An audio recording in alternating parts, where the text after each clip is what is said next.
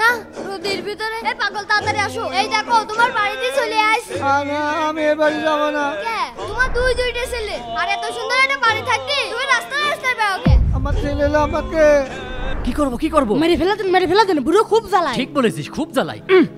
হ্যাঁ তোরা কি করতেছিলি? না মানে না তুমি ঘুমাও। তাড়াতাড়ি চলো। আজকে আমার আপন ছেলে আমার মারি ফেলতে চাচ্ছিল। কি তাহলে এক কাজ করি এই বিষ দিয়ে তোমার দুই ছলার মেরে ফেলা দি। ঠিক আছে চলো। হ্যাঁ তাড়াতাড়ি চলো। হ্যাঁ, এই দেখো বিষ মিশিয়ে দিলাম, এইটাই তো দুই ছলকে খাওয়া দেবো।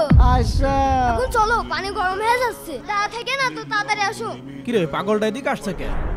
এই কিরে কি ব্যাপার এখানে কি? ভাই আপনারা নদীর ভিতরে অনেক কষ্ট করে বসে আছেন তো তাই ভাবলাম আপনাদের জন্য পানি নিয়ে আসি। দরদ উতলে পড়ছে যে। ঠিক আছে দে। হেই নেন।